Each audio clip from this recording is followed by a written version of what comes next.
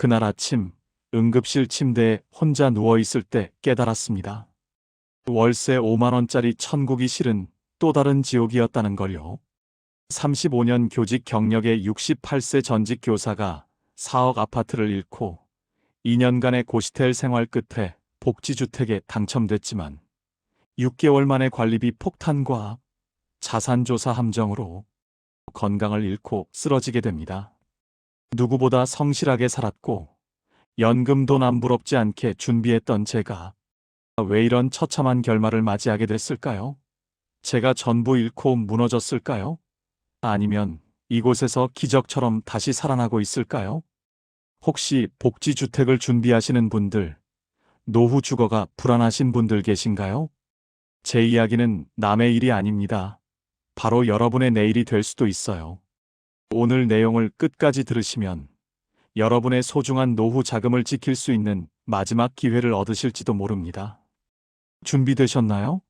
지금 시작합니다. 시청 전 구독과 좋아요를 누르시면 여러분의 노후에도 행운이 찾아올 수 있습니다. 저는 박종수, 올해 68입니다. 서울 변두리의 한 중학교에서 35년간 수학을 가르쳤습니다. 아이들에게 피타고라스 정리를 설명하고 방정식 푸는 법을 알려주던 그 시간들이 제 인생의 전부였습니다.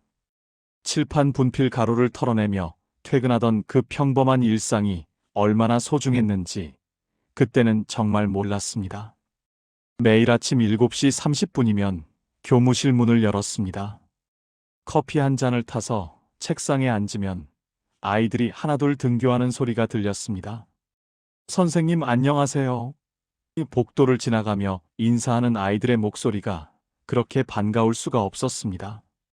1교시 수업종이 울리면 교과서를 들고 교실로 향했습니다. 자, 오늘은 2차 방정식을 배워볼까요? 칠판에 분필로 식을 써내려가면 아이들이 노트에 열심히 받아 적었습니다. 수학을 어려워하는 아이들도 많았습니다. 방과 후에 남아서 보충 수업을 해주곤 했습니다. 선생님, 이 문제 정말 모르겠어요. 아이가 고개를 흔들면 저는 천천히 다시 설명해 줬습니다. 괜찮아, 천천히 해보자. 여기 이 부분부터 다시 풀어볼까? 1시간, 2시간이 지나도 아이가 이해할 때까지 함께 있었습니다. 그러다 아이가 이제 알겠어요. 라고 외치면 제 마음도 함께 기뻤습니다. 아내와는 대학 시절 만나 결혼했습니다. 아내도 초등학교 교사였습니다. 평생을 맞벌이로 살았고 딸 하나를 키웠습니다. 넉넉하지는 않았지만 월급은 꼬박꼬박 들어왔고 보너스를 모아 서울 변두리에 25평짜리 아파트도 샀습니다. 2000년대 초반에 1억 5천만 원 주고 산 집이었는데 세월이 지나면서 시세가 올라 3억 5천만 원 정도가 되었습니다. 퇴직금으로 1억 2천만 원을 받았고 공무원 연금은 월 180만 원 정도 나왔습니다. 주변 동료들이 부러워할 만한 노후 준비였습니다. 종수야, 너는 참 복 있다. 집도 있고 연금도 나오고. 함께 퇴직한 동료가 그렇게 말했을 때 저는 겸손하게 웃으며 대답했습니다. 아니야, 그냥 운이 좋았던 거지 뭐. 정년 퇴직을 하던 날 아내가 미역국을 끓여주며 그랬습니다. 여보, 이제 우리 여행도 다니고 손주 보러도 자주 가자. 저는 아내의 손을 꼭 잡으며 대답했습니다. 그래, 평생 고생만 시켰는데 이제 좀 편하게 살자. 그때만 해도 우리 부부의 미래는 장밋빛이었습니다. 딸아이도 결혼해서 잘 살고 있었고 손주 둘도 건강하게 자라고 있었으니까요. 퇴직 후 첫 1년은 정말 행복했습니다. 아침에 일어나면 아내와 함께 동네 뒷산을 걸었습니다. 30분 정도 걸으면 정상에 도착하는데 거기서 내려다 보이는 서울 풍경이 참 좋았습니다. 여보, 우리 참 잘 살았어요. 아내가 제 팔을 꼭 잡으며 말했습니다. 응, 정말 그래. 고생했어. 저도 아내의 어깨에 손을 얹으며 대답했습니다. 오후에는 도서관에서 책을 읽었습니다. 평생 교과서만 보다가 이제는 소설도 읽고 역사책도 읽었습니다. 가끔 옛 제자들이 찾아와 밥을 사주겠다며 연락하면 기분 좋게 나가곤 했습니다. 선생님, 그때 선생님 덕분에 수학 포기 안 하고 대학 갔어요. 그런 말 한마디에 35년 교직 생활의 보람을 느꼈습니다. 아이고, 내가 잘한 거지 뭐. 선생님이 뭘 했다고. 겸손하게 대답했지만 속으로는 뿌듯했습니다. 그러던 어느 날 딸에게서 전화가 왔습니다. 목소리가 심상치 않았습니다. 아빠, 나 좀 봐야 할 것 같아. 제 가슴이 철렁 내려앉았습니다. 무슨 일인데? 애들은 괜찮아? 애들은 괜찮은데. 그냥 만나서 이야기할게. 딸의 목소리에 눈물이 섞여 있었습니다. 카페에서 만난 딸의 얼굴은 눈물로 범벅이었습니다. 화장이 다 지워진 얼굴로 앉아있는 딸을 보니 가슴이 미어졌습니다. 민정아, 무슨 일이야? 제가 물었습니다. 딸은 한참을 울다가 겨우 입을 열었습니다. 아빠, 남편이 사업하다가 크게 실패했어. 빚이 2억 가까이 돼. 순간 머릿속이 하얘졌습니다. 2억이라는 숫자가 실감나지 않았습니다. 2억? 어떻게 그렇게 됐어? 그 딸이 설명하기를 사위가 친구와 함께 온라인 쇼핑몰 사업을 시작했다가 재고가 쌓이고 매출이 안 나오면서 빚이 눈덩이처럼 불어났다고 했습니다. 은행 대출에 사채까지 손을 댔다고 했습니다. 아빠, 은행에서 대출 받으려고 하는데 남편 신용으로는 안 된대. 그래서 아빠 집을 담보로 대출을 받게 해줄 수 있어? 딸의 그 말을 듣는 순간 제 심장이 멈추는 것 같았습니다. 평생 모은 재산이었습니다. 아내와 제 노후의 전부였습니다. 저는 망설였습니다. 민정아, 그건 우리 노후 자금인데. 제가 말을 흐리자 딸이 무릎을 꿇었습니다. 카페 안에서 무릎을 꿇는 딸을 보며 주변 사람들이 쳐다봤지만 딸은 신경 쓰지 않았습니다. 아빠, 제발. 이것만 넘기면 다 갚을게. 제발 한 번만 도와줘.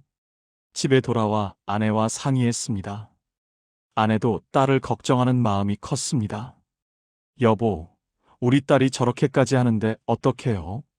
사위가 원래 성실한 사람이잖아요. 이번에만 도와주면 다시 일어설 수 있을 거예요. 아내의 말을 듣고 저도 마음이 흔들렸습니다.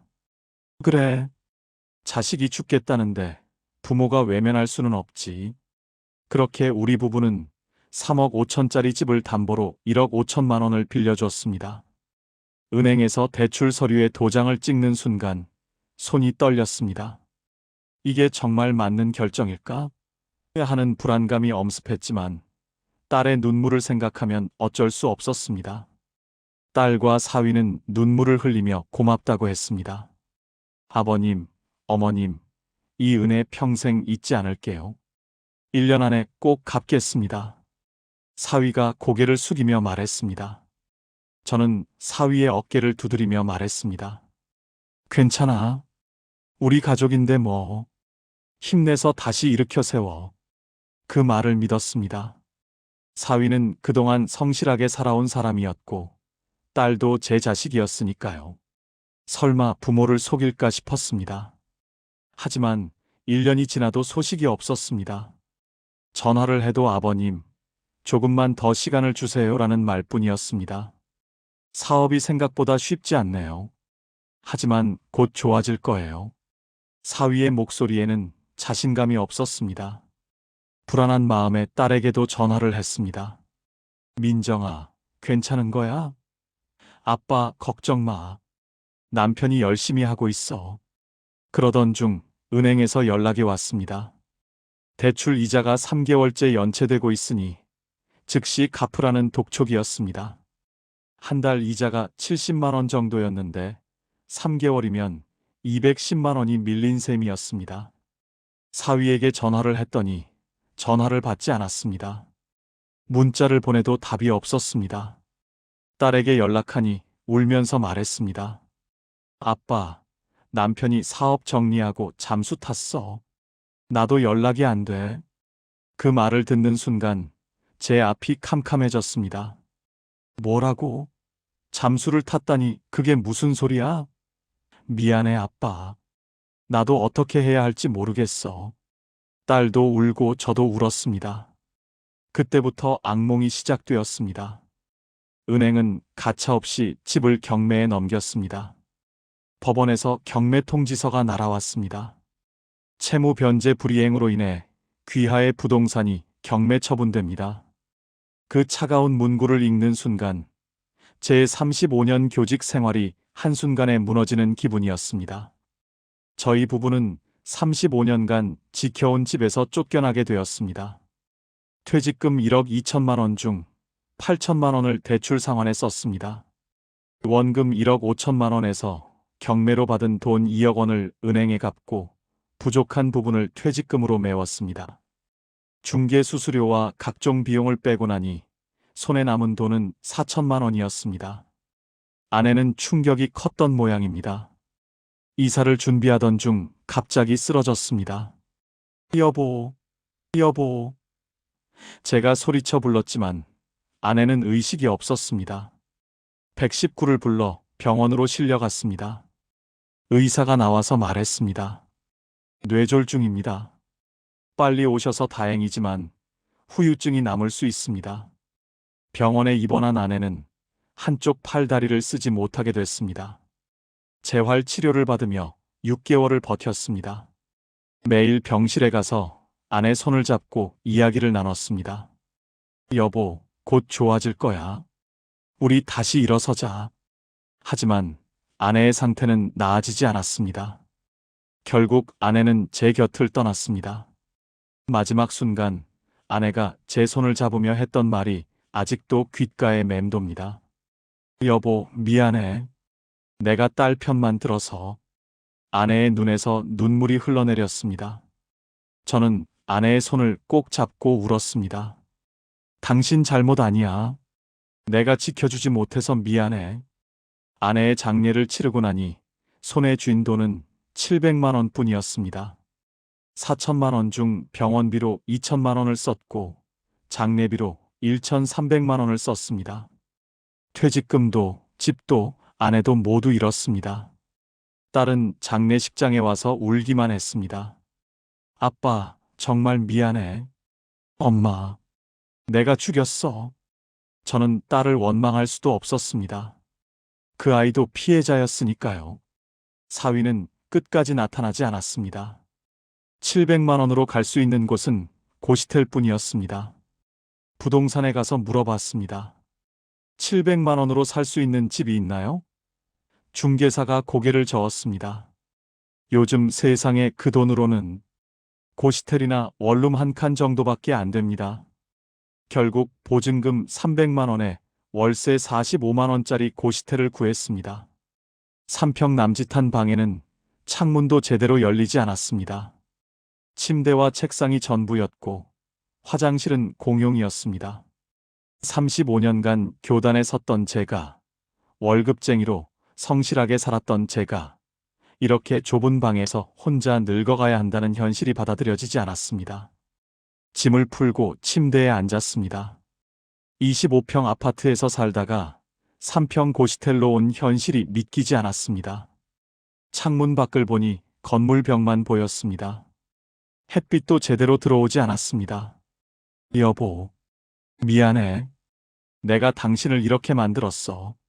빈 방에서 혼자 울었습니다. 고시텔 벽은 너무 얇아서 옆방 소리가 다 들렸습니다. 젊은 청년들의 게임 소리, 통화 소리, 그리고 가끔 들려오는 한숨 소리. 밤 11시가 넘으면 복도에서 치킨을 먹는 냄새가 났습니다. 저도 배가 고팠지만 돈이 아까워서 참았습니다. 컵라면 하나로 저녁을 때웠습니다. 연금 180만 원으로 월세 45만 원을 내고 나면 135만 원이 남았습니다. 거기서 식비 50만 원, 약값 20만 원, 통신비 5만 원, 교통비 10만 원을 쓰고 나면 50만 원이 남았습니다. 그 돈으로 아내 병원비 빚을 조금씩 갚아야 했습니다. 매달 30만 원씩 갚기로 했고 남은 20만 원으로 살았습니다. 그렇게 2년을 버텼습니다. 딸에게는 연락하지 않았습니다. 손주들 얼굴이 보고 싶었지만 이런 초라한 모습을 보여주고 싶지 않았습니다. 명절에도 혼자 컵라면을 끓여 먹으며 TV만 봤습니다. 명절 특집 프로그램에서 가족들이 모여 떡국을 먹는 장면이 나오면 채널을 돌렸습니다. 볼 수가 없었습니다. 아내가 보고 싶어서 밤마다 울었습니다. 아내 사진을 꺼내서 보며 이야기를 했습니다. 여보, 나 여기 있어. 보고 싶어. 사진 속 아내는 환하게 웃고 있었습니다. 그 웃음을 보면 가슴이 미어졌습니다. 그러던 어느 날 구청 복지과에서 전화가 왔습니다. 박종수 선생님, 고령자 복지주택 신청해 보시겠어요? 선생님 조건이면 충분히 가능할 것 같습니다. 처음에는 믿기지 않았습니다. 아니, 저는 연금을 받는데 복지주택에 들어갈 수 있나요? 네, 선생님은 현재 주거가 불안정하시고 자산도 기준 이하시니까 신청 가능하십니다. 담당 공무원이 설명해 줬습니다.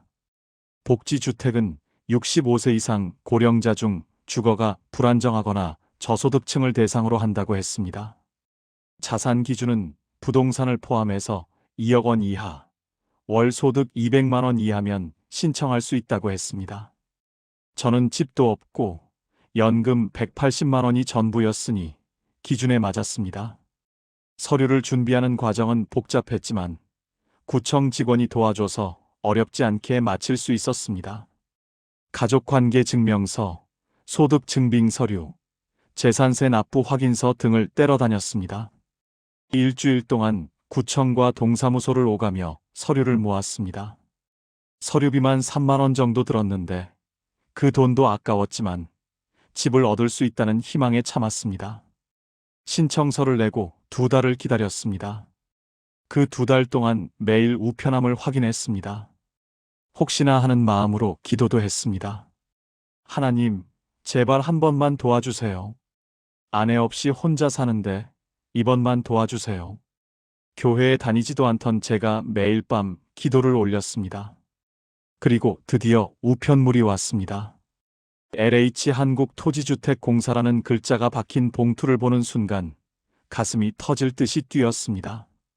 봉투를 뜯는 손이 떨렸습니다. 천천히 종이를 꺼내 펼쳤습니다.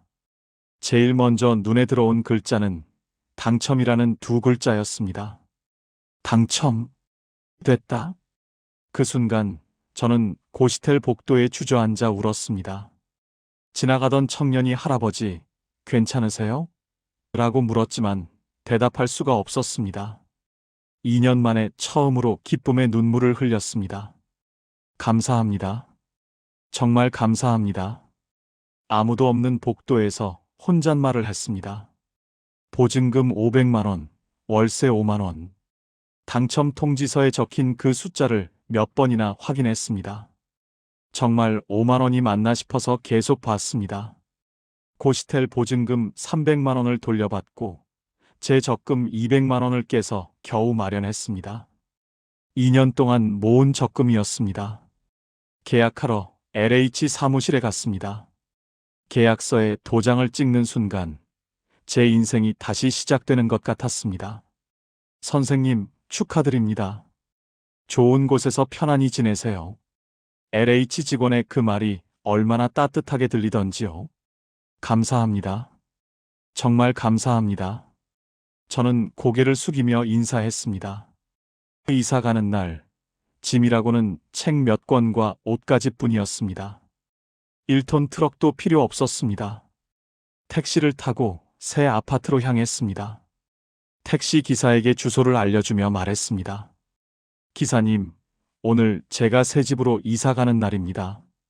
기사님이 웃으며 대답했습니다. 아, 그러세요? 축하드립니다. 14층 1404호. 제 새로운 집이었습니다. 번호키를 누르고 문을 여는 순간 환한 햇살이 거실 가득 쏟아졌습니다. 고시텔의 어두컴컴한 방과는 천지 차이였습니다. 아, 감탄사가 절로 나왔습니다. 창문을 열고 밖을 내다봤습니다. 탁 트인 하늘과 도시 풍경이 한눈에 들어왔습니다. 그때까지만 해도 저는 정말 행복했습니다. 월세 5만 원이면 연금으로 충분히 살 수 있을 거라고 믿었습니다. 하지만 제가 잊고 있던 것이 하나 있었습니다. 딸이 권유해서 가입했던 그 보험. 그때는 몰랐습니다. 제가 까맣게 잊고 있던 그 보험 하나가 다시 제 숨통을 조일 줄은요. 입주한 지 한 달쯤 지났을 때 첫 관리비 고지서가 날아왔습니다. 우편함에서 봉투를 꺼내 뜯는데 가슴이 두근거렸습니다. 월세가 5만 원이니까 관리비도 얼마 안 나오겠지. 그렇게 생각하며 고지서를 펼쳤습니다. 그런데 눈에 들어온 숫자는 제 예상과 완전히 달랐습니다. 총 납부 금액 32만 8,540원. 월세 5만 원 더하기 관리비 27만 8,540원. 순간 숨이 막혔습니다. 이게 무슨 28만 원?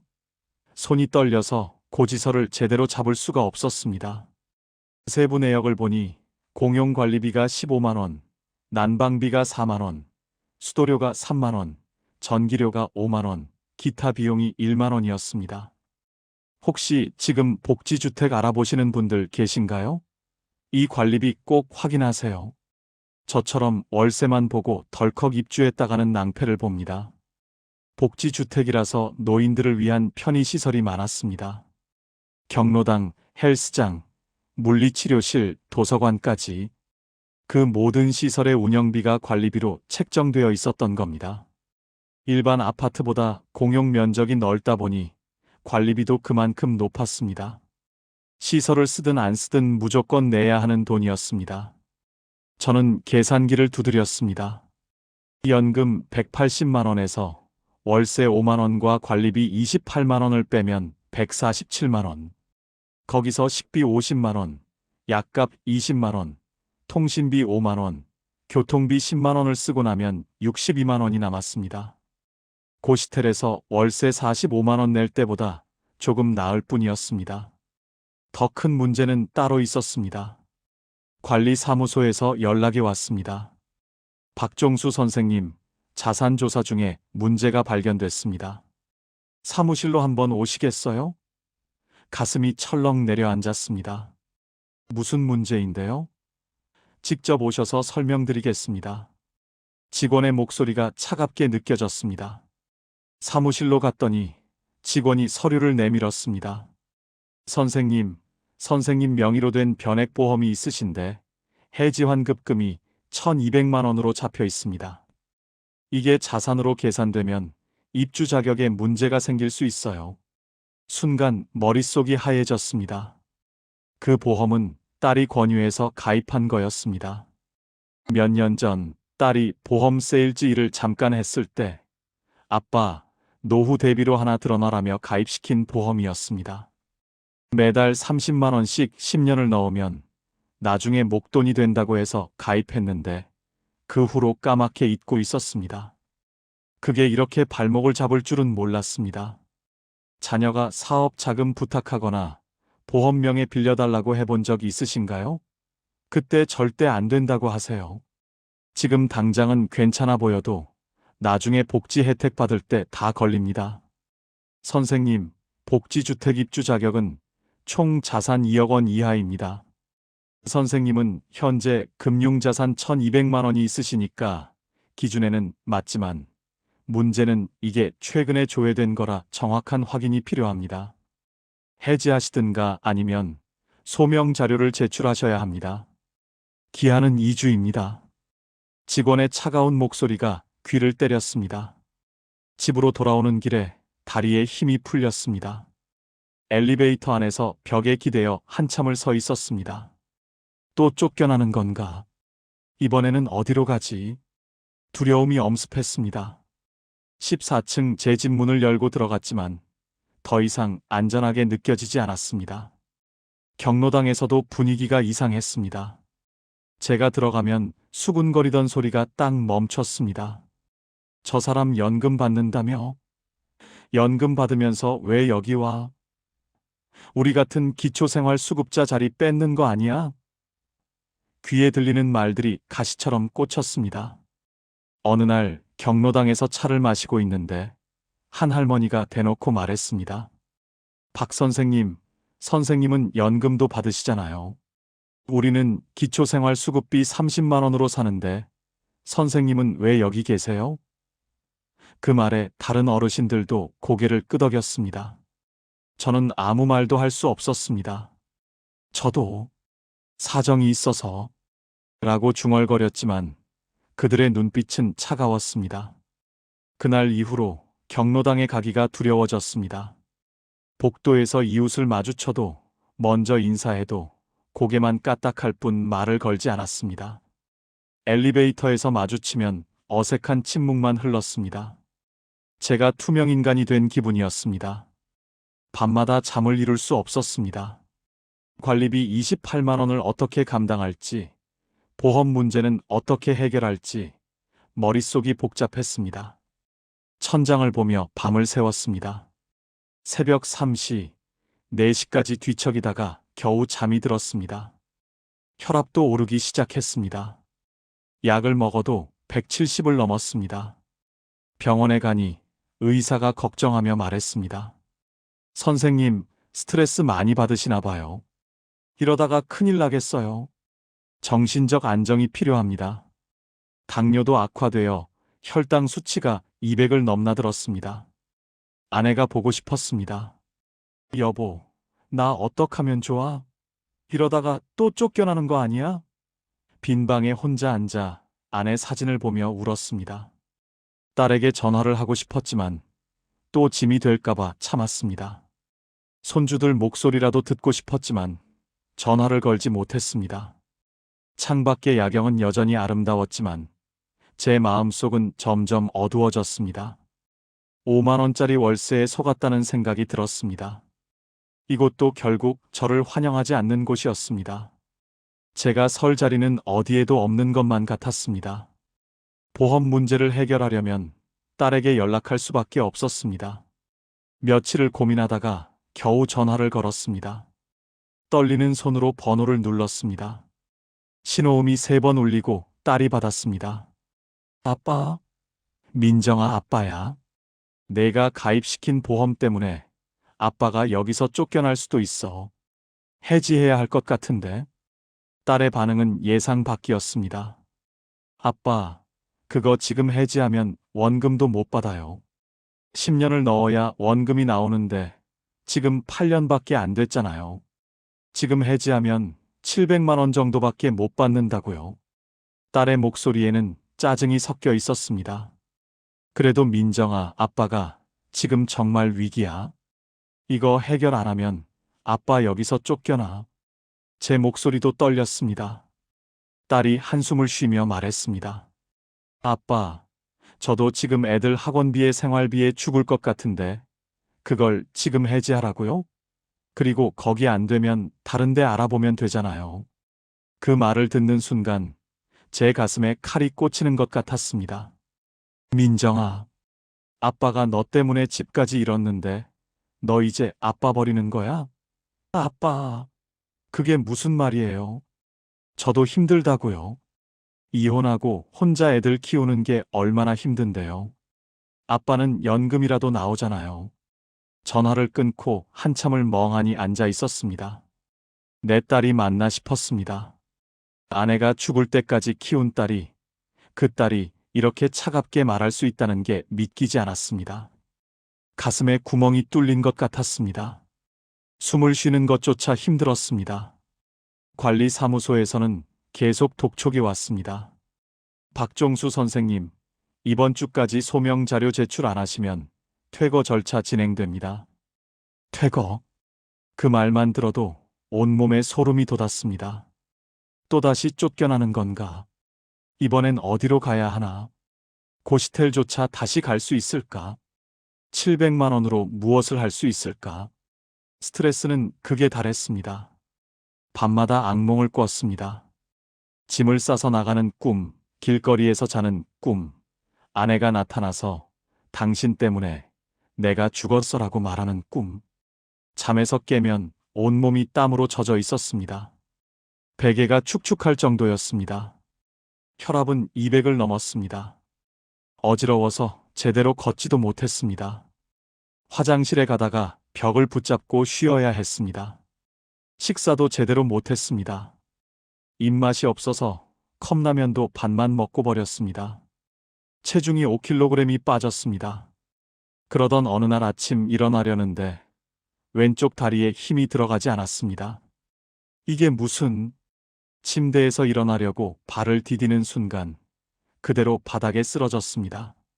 아! 소리를 지르며 넘어졌지만 아무도 들을 수 없었습니다. 기어서 거실로 나갔습니다. 비상벨을 눌러야 했습니다.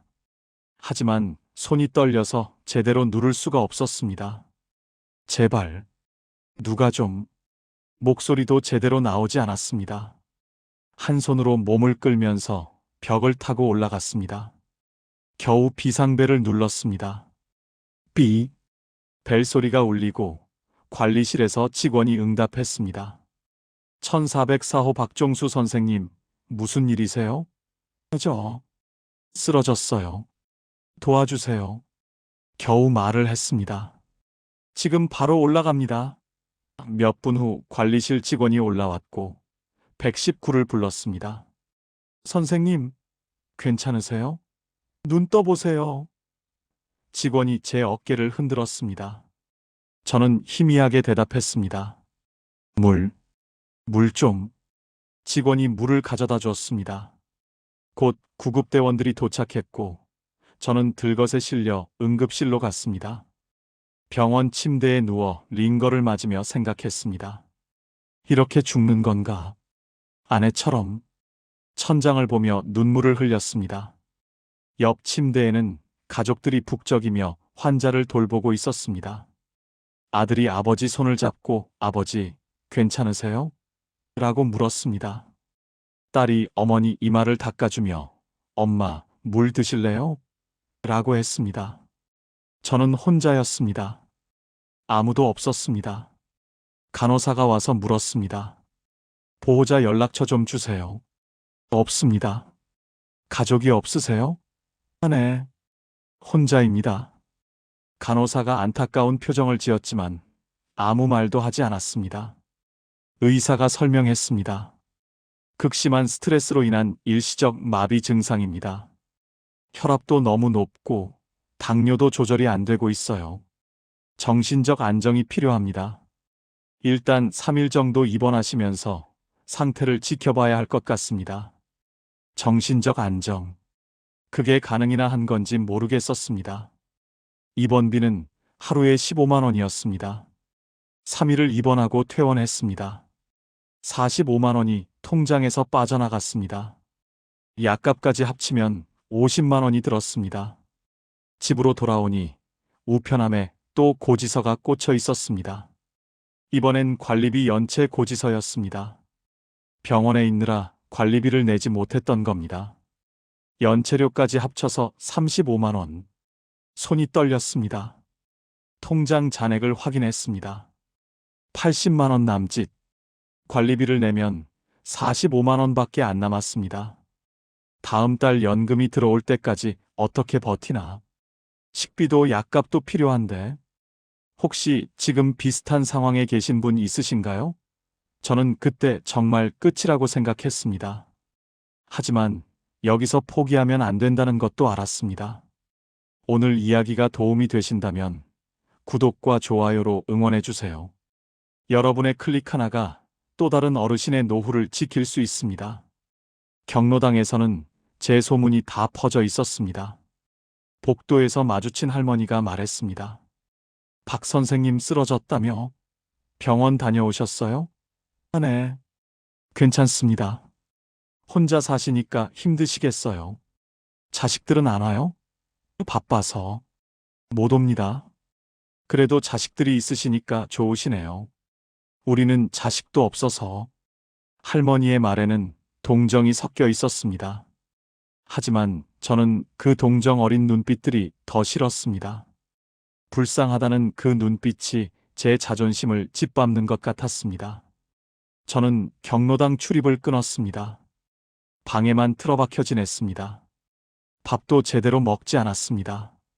컵라면으로 끼니를 때웠습니다. 약도 거르기 시작했습니다. 약값이 아까워서였습니다. 한 달에 20만 원이 넘는 약값이 부담스러웠습니다. 거울을 보니 2달 만에 10kg이 빠진 것 같았습니다. 뺨이 푹 꺼지고 눈은 퀭했습니다. 머리카락도 많이 빠졌습니다. 70세도 안 됐는데 80세처럼 늙어 보였습니다. 어느 날 밤 베란다 창문을 열고 아래를 내려다봤습니다. 14층. 뛰어내리면 편할까? 그런 생각이 스쳤습니다. 난간에 손을 얹고 한참을 서 있었습니다. 아래에서 사람들이 걸어다니는 모습이 작게 보였습니다. 하지만 아내 얼굴이 떠올랐습니다. 여보, 그렇게 가면 안 돼. 조금만 더 버텨봐. 아내의 목소리가 들리는 것 같았습니다. 창문을 닫고 방바닥에 주저앉아 울었습니다. 여보, 나 어떡하면 좋아? 그때 문득 깨달았습니다. 이대로 무너지면 정말 끝이라는 걸. 딸도, 나라도 저를 지켜주지 않는다는 걸. 결국 제 인생은 제가 지켜야 한다는 걸.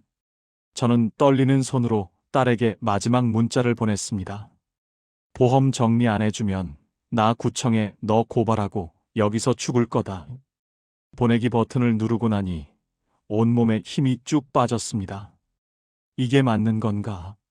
내가 내 딸을 협박하는 게 맞는 건가? 하지만 달리 방법이 없었습니다. 딸에게서 전화가 왔습니다. 제 문자를 보고 놀란 모양이었습니다. 아빠, 그게 무슨 말이야? 죽는다니? 목소리에 당황한 기색이 역력했습니다. 저는 차분하게 말했습니다. 민정아, 아빠가 평생 너한테 싫은 소리 안 하고 살았지. 하지만 이번만은 안 돼. 내가 해결 안 해주면 아빠는 정말 여기서 쫓겨나. 그럼 아빠는 갈 데가 없어. 알겠니? 딸은 한참을 침묵하더니 울먹이며 말했습니다. 알았어, 아빠. 내가 해지할게. 대신 환급금 중에서 내 빚일부만 갚게 해줘. 나도 정말 힘들어. 저는 고개를 끄덕였습니다. 그래, 반은 내가 가져. 나머지 반만 아빠 줘. 전화를 끊고 나니 힘이 쭉 빠졌습니다. 이게 부모 자식 관계인가 싶어 슬펐습니다. 돈으로 거래하는 이 관계가 너무 비참했습니다. 일주일 후 보험이 해지되었습니다. 딸이 보험사에 가서 해지 수속을 밟았습니다. 환급금 1,200만 원 중 600만 원은 딸에게, 600만 원은 제가 받았습니다. 그 돈으로 밀린 관리비를 정리하고 병원비를 갚았습니다. 그리고 남은 돈은 통장에 넣어두었습니다. 하지만 이것만으로는 부족했습니다. 매달 관리비 28만 원과 월세 5만 원을 내려면 안정적인 수입이 필요했습니다. 연금 180만 원만으로는 빠듯했습니다. 무엇보다 저는 일을 하고 싶었습니다. 이렇게 방에만 있으면 미쳐버릴 것 같았습니다. 저는 구청 복지과에 찾아갔습니다. 노인 일자리 사업 같은 거 없나요? 제가 일을 좀 하고 싶습니다. 담당 공무원이 반갑게 맞아주었습니다. 박종수 선생님, 어떻게 오셨어요? 일자리를 구하고 싶어서요. 공무원이 자료를 찾아주었습니다. 선생님, 아파트 단지 도서관에서 관리 인력을 찾고 있어요. 주 3회 하루 4시간 근무하시면 월 55만 원 정도 받으실 수 있습니다. 55만 원. 그 돈이면 관리비를 낼 수 있었습니다. 네, 신청하겠습니다. 다음 날 면접을 보러 갔습니다. 아파트 단지 도서관 관리자와 이야기를 나눴습니다. 하지만 예상치 못한 질문이 나왔습니다. 선생님 연세가 올해 68이시죠? 하루 4시간씩 일주일에 3번이면 체력적으로 힘드실 텐데 괜찮으시겠어요? 그 질문에 제 가슴이 철렁 내려앉았습니다. 아, 저는 괜찮습니다. 평생 교직에 있었고 건강도 괜찮습니다. 제가 말했지만 관리자의 표정이 망설이는 게 보였습니다. 그래도 선생님, 다른 지원자 중에 60대 초반 분들도 계셔서요. 일단 연락드리겠습니다. 집으로 돌아오는 길에 눈물이 났습니다. 일자리조차 구하기 힘든 현실. 연금을 받아도 교직 경력이 있어도 나이가 많다는 이유로 거절당할 수 있다는 사실이 뼈저리게 다가왔습니다. 사흘을 기다렸습니다. 전화가 올까봐 휴대폰을 손에서 놓지 못했습니다. 그리고 나흘째 되는 날 드디어 전화가 왔습니다. 박종수 선생님, 교직 경력을 높이 평가했습니다. 내주 월요일부터 출근 가능하신가요? 네, 가능합니다. 감사합니다. 전화를 끊고 방바닥에 주저앉아 울었습니다.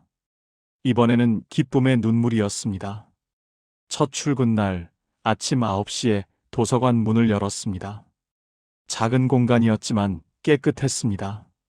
책장을 정리하고 대출 반납 업무를 도왔습니다. 오후 2시부터는 저소득층 아이들이 와서 숙제를 했습니다. 할아버지, 이 문제 어떻게 풀어요? 초등학교 5학년 아이가 수학 문제집을 들고 왔습니다. 저는 안경을 쓰고 문제를 봤습니다. 어디 보자. 아, 이건 분수의 나눗셈이구나. 할아버지가 알려줄게. 칠판에 분필로 문제를 풀어주며 설명했습니다. 이렇게 식을 세우고 이렇게 풀면 돼. 알겠니? 아이가 눈을 반짝이며 이제 알겠어요. 라고 말했습니다. 그 순간 제 가슴이 뭉클해졌습니다. 35년간 교단에 섰던 제가 다시 아이들을 가르치고 있었습니다. 한 달 후 첫 급여 55만 원을 받기 전까지도 불안했습니다. 관리비 납부일이 다가오는데 통장에는 10만 원밖에 없었습니다. 며칠 굶으면서 버텼습니다. 그리고 드디어 급여가 들어왔습니다. 통장에 찍힌 그 숫자를 보며 눈물이 났습니다. 남의 도움이 아니라 제 손으로 번 돈이었습니다. 이 돈으로 관리비를 내고 식비를 쓸 수 있었습니다. 더 이상 딸에게 손 벌릴 필요가 없었습니다. 경로당에서도 분위기가 달라졌습니다. 박 선생님 요즘 도서관에서 일하신다며? 한 할머니가 말을 걸어왔습니다. 네, 아이들 공부 가르치고 있습니다. 우리 손주도 선생님한테 배우고 싶다는데요. 다음 주에 데리고 가도 될까요? 일하는 모습을 보고 나니 사람들의 태도가 바뀌었습니다. 더 이상 연금쟁이가 왜 여기 사냐는 말을 하지 않았습니다. 오히려 선생님 덕분에 우리 단지 아이들이 공부 잘하게 됐다며 고마워했습니다.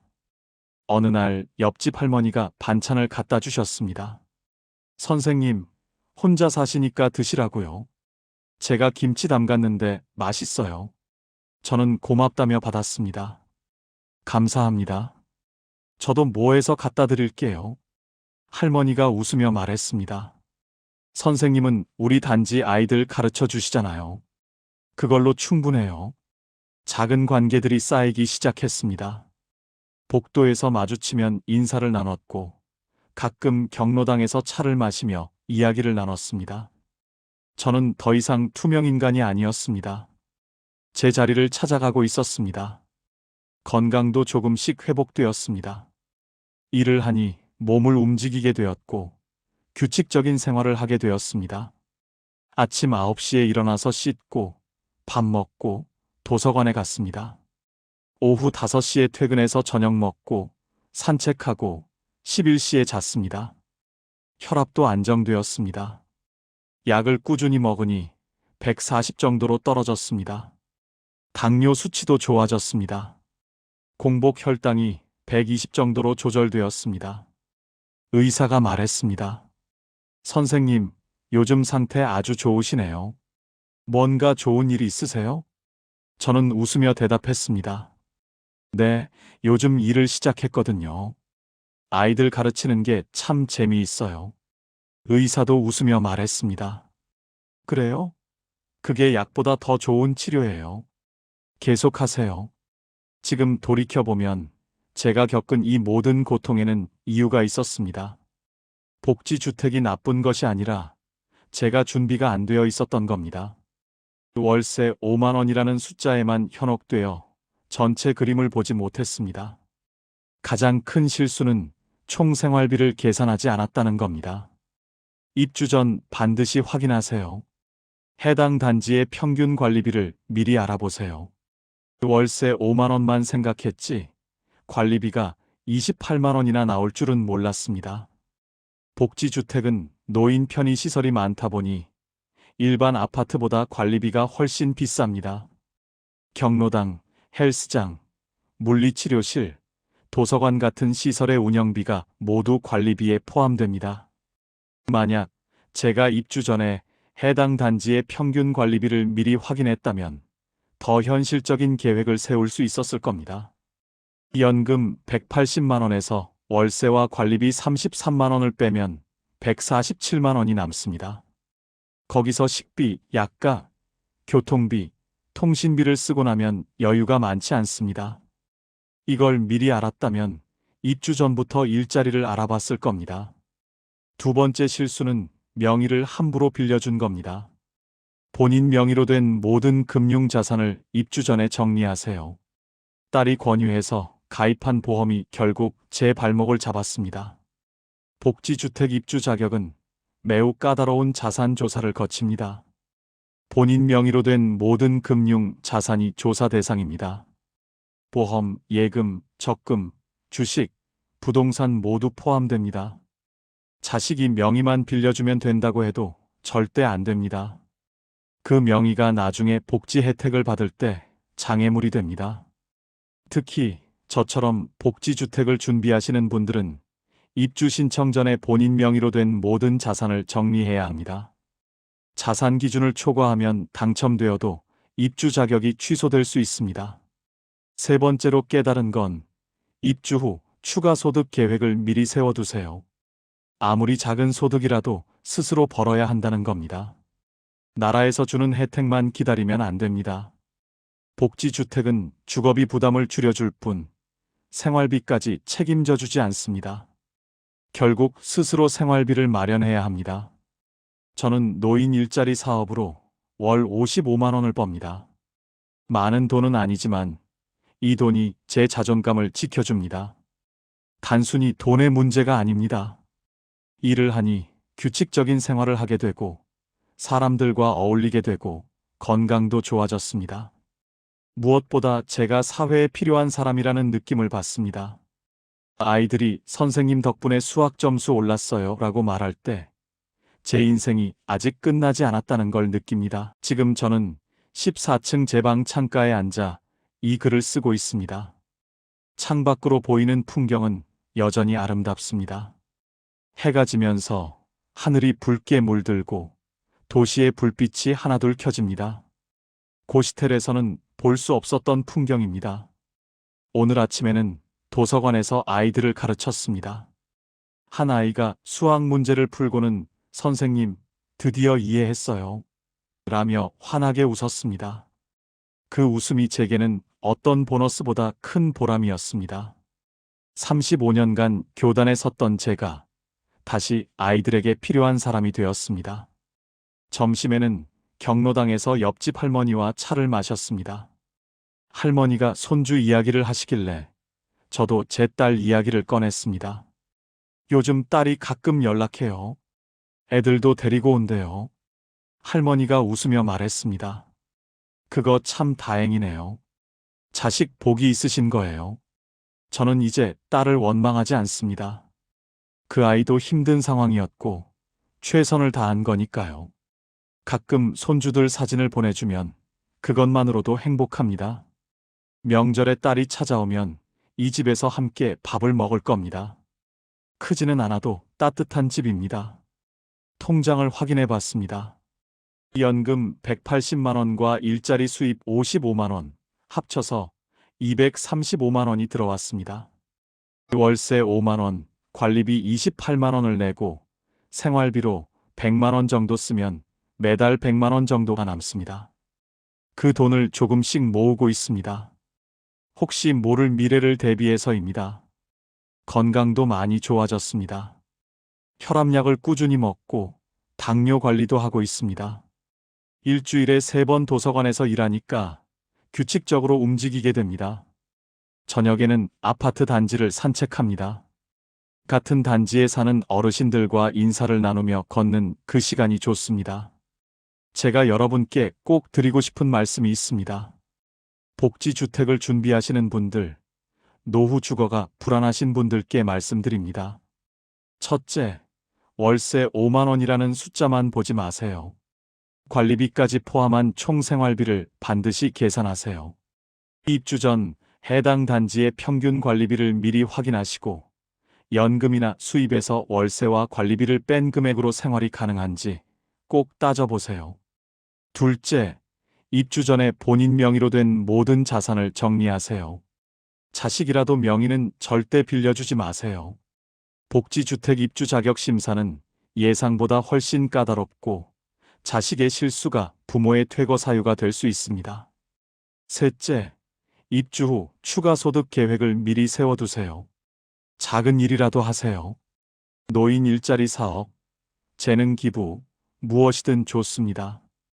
움직여야 몸도 마음도 건강합니다. 그리고 이웃과 적당한 거리를 유지하며 살아가세요. 너무 가까워도 너무 멀어도 안 됩니다. 자식에게 너무 기대하지 마세요. 제 노후는 제가 책임져야 합니다. 자식들도 각자 인생이 있습니다. 그들에게 짐이 되지 않는 것, 그게 부모로서 마지막 자존심입니다. 오늘 제 이야기가 여러분께 조금이나마 도움이 되셨길 바랍니다. 저는 많은 실수를 했고 큰 대가를 치렀습니다.